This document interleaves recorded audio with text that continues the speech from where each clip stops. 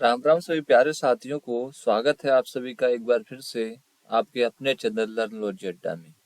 जैसा कि आप सभी को पता है, हम डेली शाम को 5 बजे रट्टा मार सीरीज लेकर आते हैं, जिसमें हम आजकल यूपी स्पेशल के प्रश्नों को देख रहे हैं। तो इसी संदर्भ में आज हमारा प्रैक्टिस सेट 111वां होने वाला है। तो देर न करते हुए वीडियो को शुरू करते हैं। और जो यह यूपी स्पेशल है हमारा, यह हमारे यूपी पीडी एग्जाम के लिए, आरओ एग्जाम के लिए, जूनियर असिस्टेंट के लिए और ग्राम पंचायत अधिकारी के लिए, इसके अलावा फॉरेस्ट गार्ड के लिए और जो भी परीक्षाएं हमारे यूपी के अंदर होंगी सबके लिए ही महत्वपूर्ण होता है। अगर आप चैनल पर नए हैं तो चैनल को सब्सक्राइब करें और बेल आइकन भी जरूर दबाएं, जिससे सबसे पहले आपको अपडेट मिल सकेगा। और मैं दावा करता हूं कि जो हम कंटेंट दे रहे हैं यूपी स्पेशल से, इससे अच्छा कंटेंट कहीं नहीं मिलेगा, क्योंकि जो भी प्रश्न इसमें पूछे जाएंगे यह हमारे पिछले वर्षों में किसी न किसी यूपी की परीक्षा में जरूर पूछे गए हैं। तो बहुत ज़्यादा महत्वपूर्ण प्रश्न है, इसको हम देखेंगे और वीडियो के साथ साथ ही कोशिश करेंगे कि याद भी हो जाए। चलिए, आज का पहला क्वेश्चन आप लोगों के सामने आ चुका है।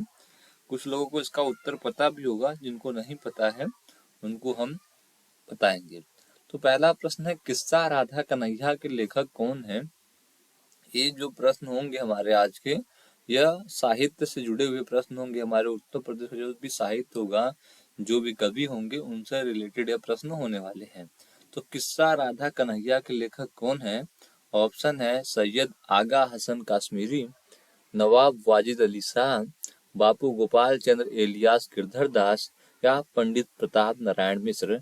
तो यह प्रश्न यूपी पीसीएस मेंस में 2017 में पूछा गया था, इसलिए यह बहुत ज्यादा ही महत्वपूर्ण प्रश्न है। तो जो इसका सही उत्तर है वह है नवाब वाजिद अली शाह।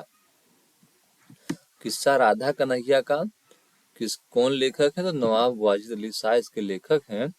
अवध के नवाब वाजिद अली शाह को ठुमरी संगीत विधा के जन्मदाता के रूप में भी जाना जाता है।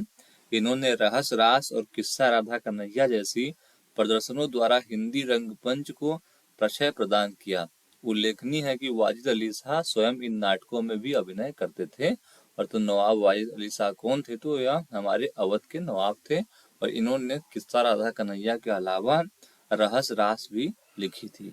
चलिए देखते हैं आज के अपने अगले प्रश्न को। अगला प्रश्न है हमारा, सूची 1 को सूची 2 से सम्मिलित कीजिए, जिनमें एक साइड हमारा लेखकों के नाम है, दूसरी साइड में उनके उपनाम है। तो सूर्यकांत त्रिपाठी को किस नाम से जाना जाता है, उनका उपनाम क्या है, उन्हें हमें मैच कॉलम करना है।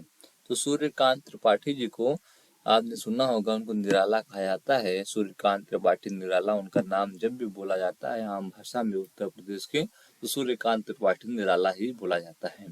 इसके अलावा रघुपति सहाय हैं, तो इनका जो उपनाम है वो है फिराक गोरखपुरी। रघुपति सहाय का उपनाम है फिराक गोरखपुरी। वैद्यनाथ मिश्र का, जो नागा अर्जुन के नाम से लोग जानते हैं इन्हें, कविताओं में और जो भी ये कहानी लिखते हैं उसमें नागा अर्जुन के नाम से ही छपती भी है।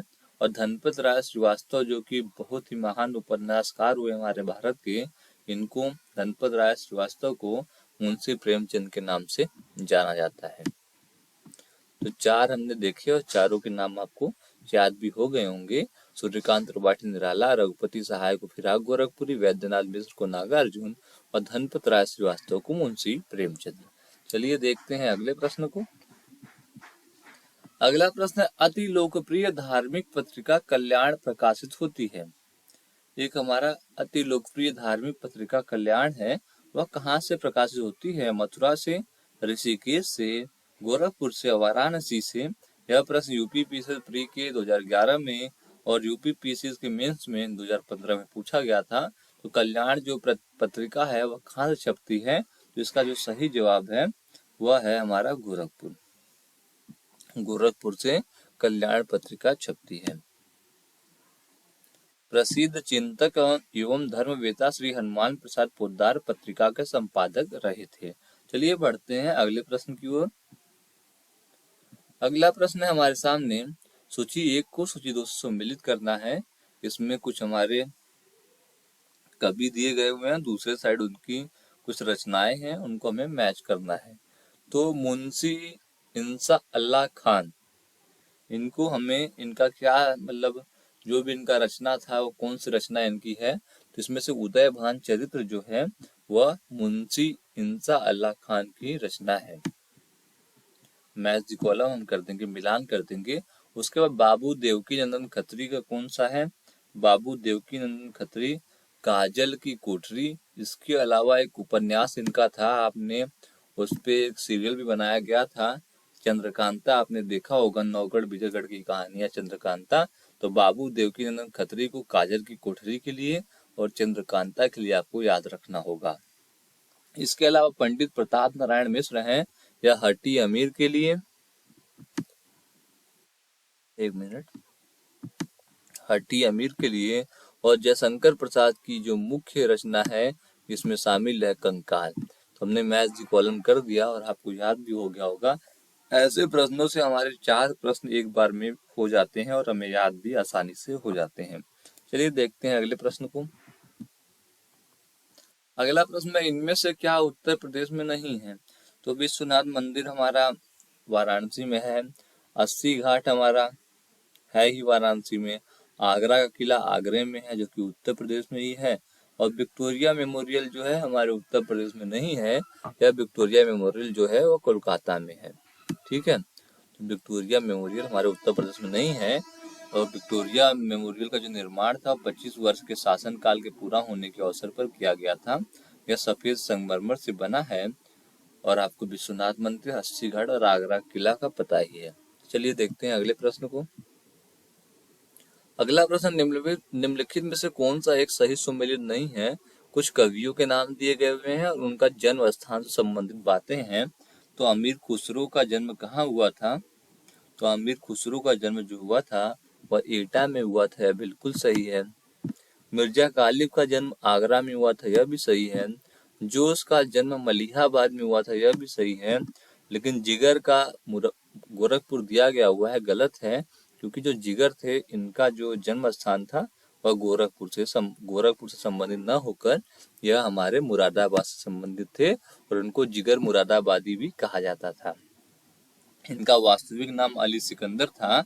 वे 20वीं सदी के महत्वपूर्ण उर्दू कवि तथा गजल लेखक थे। उनको आतिशी गुल के लिए 1958 में साहित्य अकादमी पुरस्कार मिला। 9 सितंबर 1960 को उनका देहांत हो गया था।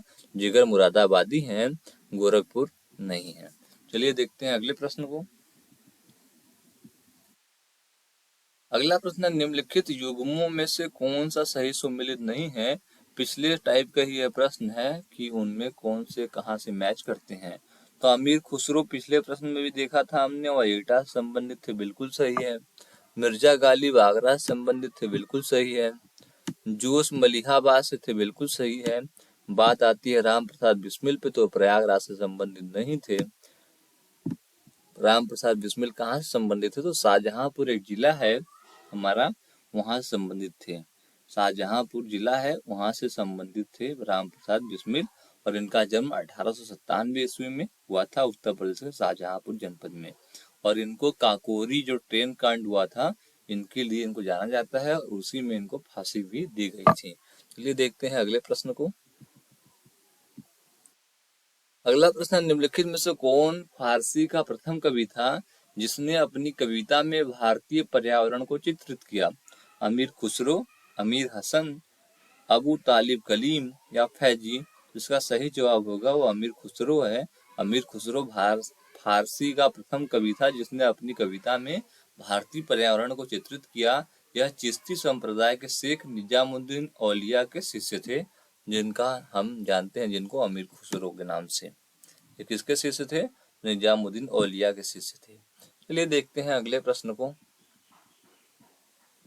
अगला प्रश्न, गोदान किसके द्वारा लिखा गया है? तो गोदान जो उपन्यास था बहुत अच्छी उपन्यास है, अगर आपको कभी समय मिले तो पढ़ें।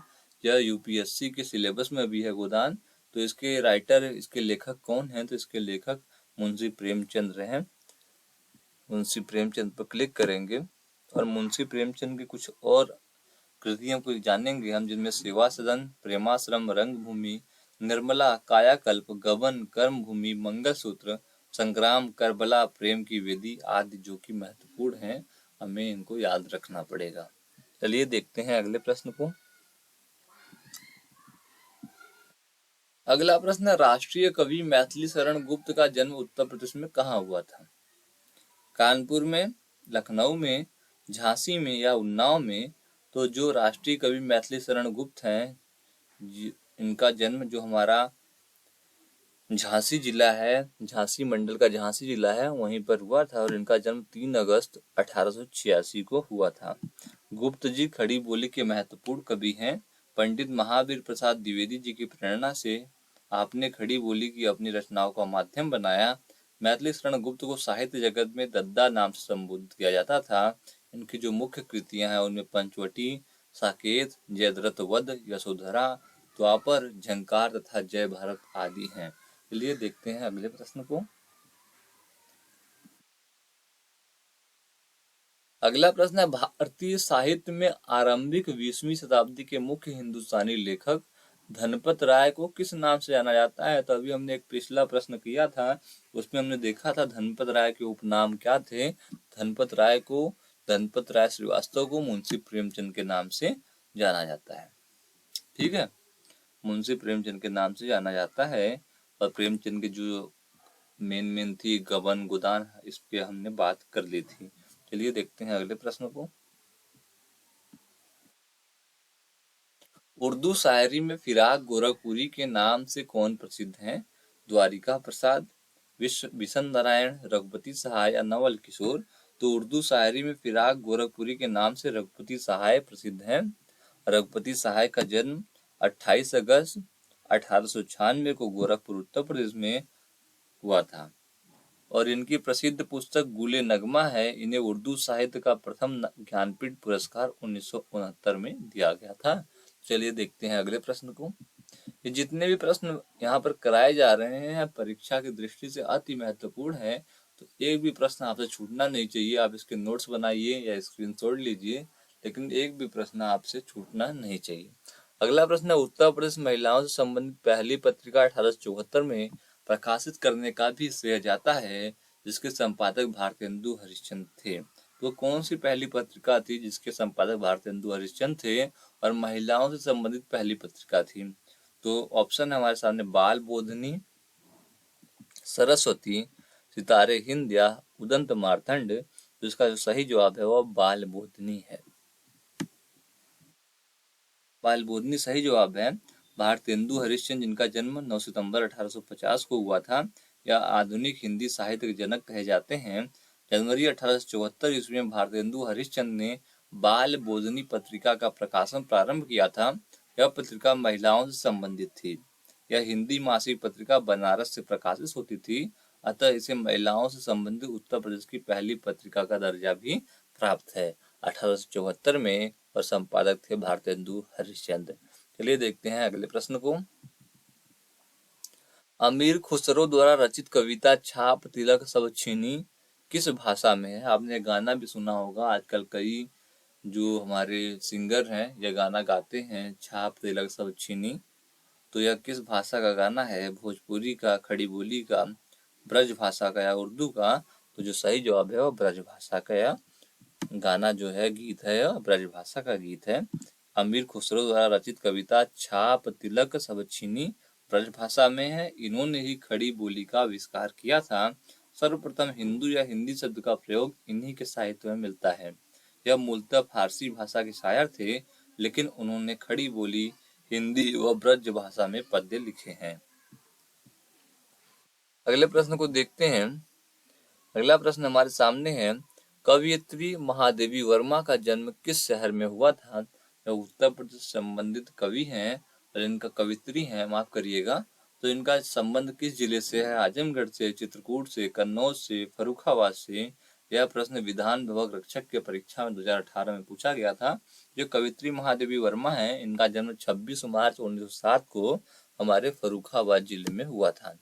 फर्रुखाबाद वही इलाका है जहाँ पांचाल नरेश, आपने महाभारत देखा होगा तो आपको पता होगा पांचाल नरेश पांचाली। तो फर्रुखाबाद से वह संबंध रखती थी महादेवी वर्मा। इन्हें आधुनिक मीरा के रूप में भी जाना जाता है। यह छायावाद की एक प्रमुख कवित्री हैं। इनकी प्रमुख रचनाएं सांध्य गीत, छड़दा के चलचित्र, मेरा परिवार, दीप शिखा, निर्जा निहार आदि हैं। तो आज हमने उत्तर प्रदेश के साहित्य पत्र और पत्रिकाओं से संबंधित जो भी पिछले एग्जाम में प्रश्न आए हैं उनको हमने देखा। उम्मीद है कि यह प्रश्न आपको आसानी से याद भी हो गए होंगे। कुछ पूछना या बताना हो तो कमेंट बॉक्स में आप बेझिझक पूछ कर बता सकते हैं। कुछ कमी रह रही हो उसमें बता सकते हैं, क्योंकि मैं भी आपकी तरह ही तैयारी कर रहा हूँ। यहाँ तक वीडियो देखने के लिए आपका बहुत बहुत धन्यवाद। वीडियो अच्छी लगे तो लाइक ज़रूर करें, इससे हमारा मनोबल बढ़ता है। तो यहाँ तक वीडियो के लिए आपका बहुत बहुत धन्यवाद। जय हिंद।